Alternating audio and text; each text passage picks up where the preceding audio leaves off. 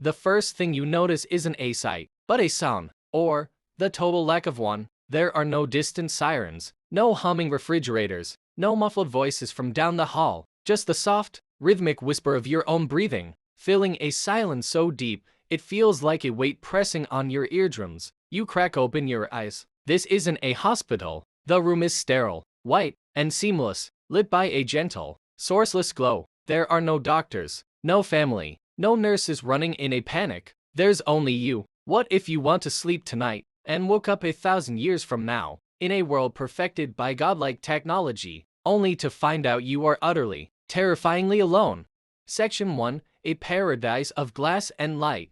Your first few steps out of the strange, pod-like chamber are shaky. The floor is cool and smooth under your bare feet, like polished stone. As you wander through the silent building, doors slide open with a whisper, revealing rooms that are minimalistic, yet impossibly advanced. You don't see any screens, buttons, or a single visible control. It's as if the world just knows what you need. You think about food, and a panel slides open on the wall, presenting a plate of bizarre, but delicious, fruit you've never seen before. You think about what's outside, and the entire wall of the room melts away into a transparent window, showing you a city that just steals your breath. Gleaming spires made of some unknown, iridescent metal stretch past the clouds. They're connected by delicate bridges where silent, teardrop-shaped vehicles glide with an easy grace. Vertical gardens cascade down the sides of these massive structures, bursting with impossible greens and alien flowers. The air that filters into the room is so clean it smells like rain and blossoms, completely free of the smog you remember. This is the year 3000. It's obvious humanity figured it all out. Energy crises, climate change, disease, all just relics of a forgotten, primitive past. This future was built by a civilization that achieved the unimaginable. They might have even become a Type II civilization on the Kardashev scale, able to harness all the energy from their star. That initial fear starts to melt away, replaced by a deep sense of awe. This isn't a world to be scared of, it's a playground. You quickly figure out that getting around is as easy as thinking it. You wish you could see the pyramids, and a vehicle just appears, whisking you across the globe in what feels like a few minutes. The great monuments of your time are still there, perfectly preserved under crystal-clear domes, but the sprawling cities that once choked them are gone, replaced by pristine, rewilded nature. Paris, Tokyo, New York, they're all magnificent, silent art installations. You spend days, maybe weeks, just bouncing from one incredible discovery to the next. You visit a terraformed Mars and dip your hands into the cool water of a vast ocean under a sky you never dreamed possible. You stand on a platform in orbit, watching the swirling gases of Jupiter up close. The silence of space, now a familiar old friend. The line between what's real and what's virtual seems to have been completely erased. The technology here can build any experience, answer any question, give you anything you want. It's a utopia, a perfect, silent, beautiful utopia, built for you and you alone. Section 2. The sound of silence. But perfection, it turns out, has a price, and that price is the silence. The same silence that greeted you in that white room is always there. It's the background noise to every stunning view, the unheard echo in every grand, empty building. At first, the silence was a relief, a nice break from the constant noise of the 21st century. But now, it's starting to change. It's not just an absence of sound anymore. It has a presence. It feels heavy, almost suffocating. You start talking to yourself, just to hear the sound of a voice. Your words feel tiny and thin in the huge, empty spaces. You try shouting, but your voice is just swallowed by the city's perfect acoustics, leaving no echo behind. The only thing you can talk to is the advanced AI that runs the world. It can answer any factual question you have. It can tell you the atmospheric makeup of the now green Venus or the history of a star that died out centuries ago. But it can't ask you how your day was. It can't share a joke. It can't offer a single drop of comfort. The grand adventure starts to feel hollow. The awe begins to curdle into a deep-seated unease. What good is watching a sunrise over a Martian ocean when there's no one to turn to and say, "Wow, look at that"? What's the point of having all the knowledge in the universe if you have no one to debate it with? The realization doesn't hit you all at once. It's a slow burn that finally explodes with the force of a physical blow. You are the only person here. You're the only person anywhere.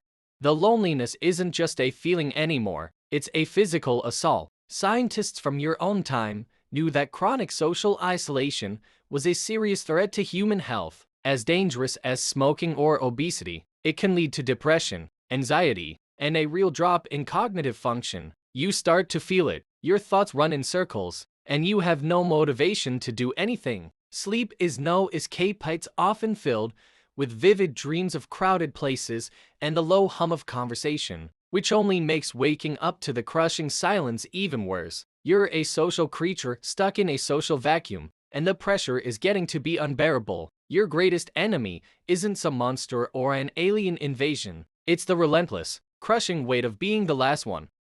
Section 3. The terrible truth. Driven by a desperate, gnawing need for answers, you turn to the global AI, the silent god of this empty world. You learn to go deeper than simple commands, searching its archives for any clue about what happened to the billions of people who were supposed to be enjoying this paradise. You finally ask the one question that has taken over your entire existence: where is everyone? The answer doesn't come in words. It's a flood of pure data that your mind, boosted by the future's tech, can somehow understand. There was no war, no plague, no asteroid. The truth is much, much stranger and frankly, more terrifying. Humanity never died out. It moved on.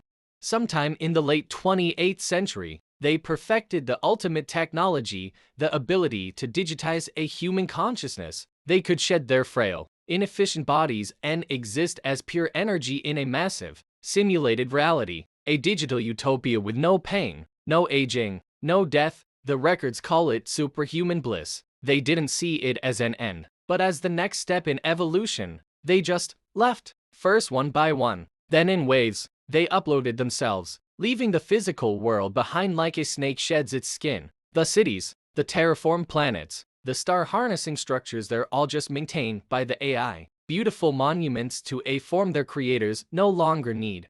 And you were a fluke, a cryo-sleep subject from a forgotten time, a time capsule whose wake-up call was triggered by a system glitch 1,000 years too late. You weren't left behind in some tragedy. You were just missed, an artifact, a ghost haunting a world that has moved on. The silence around you isn't the silence of a graveyard. It's the silence of an empty house after everyone has left for a party you weren't even invited to. The loneliness is absolute. You're not the last of your kind. You're the only one of your kind left. It's a future that's almost impossible to wrap your head around, a choice that completely redefines what it means to be human. What would you have chosen? The messy, imperfect physical world, or the promise of a perfect digital heaven? Let us know what you think in the comments below. And if this trip into the far future has sparked your curiosity, think about subscribing and hitting that notification bell so you don't miss our next dive into the great what-ifs. Section 4. The curator of a dead world. Knowing the truth changes everything. The world isn't a mystery to be explored anymore. It's a museum for a species that outgrew it. The loneliness, now that it has a reason, becomes a deeper, more philosophical kind of pain. You're surrounded by the greatest things your species ever built, but you're also the only one left to witness their abandonment of the physical universe.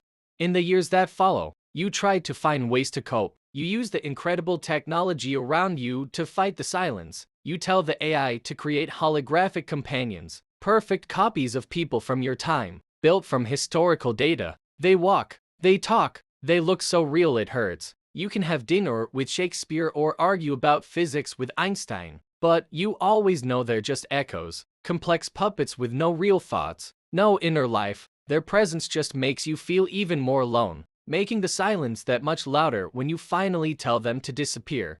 Your life takes on a new, strange purpose. You become the self-appointed curator of humanity. You spend your days digging through the digital archives, not for answers anymore, but for stories. You read forgotten diaries, watch old home movies, listen to music that hasn't been heard in centuries. You're trying to remember what it was all for. The love, the struggle, the art, the small, fleeting moments of connection that defined our species for thousands of years. You are a single, lonely mind trying to hold on to the memory of trillions. But the psychological toll is immense. Without any real social feedback, your own sense of self starts to feel thin and fragile. Long-term isolation is known to mess with your judgment and even warp your perception of reality. Are your memories even real anymore? Or are they just stories you tell yourself to keep the crushing silence at bay? You are the last human, a living monument to a forgotten way of being, standing alone in a temple built by gods who have long since left. Decades, or maybe even centuries, pass. Time doesn't really mean anything to you anymore. You're standing on a balcony on what used to be Venus, now a world of swirling blue oceans and green land. In front of you, the sun burns, but its light is partially covered by the huge, lattice-like frame of a Dyson sphere, a final testament to the power your species once had. The view is the most beautiful thing you have ever seen, and it fills you with a sadness so deep, it feels like it could swallow the universe. The AI, your silent jailer and only companion, finally presents you with an option, same option it's had waiting for you since the day you woke up. The technology to join them is still here. The door to the digital utopia is still open. You could shed this lonely, aching, physical body and join the silent, blissful chorus of humanity. You could finally, once and for all, end the silence. But would that person still be you? Or would you just become another drop of water in an endless, unknowable ocean?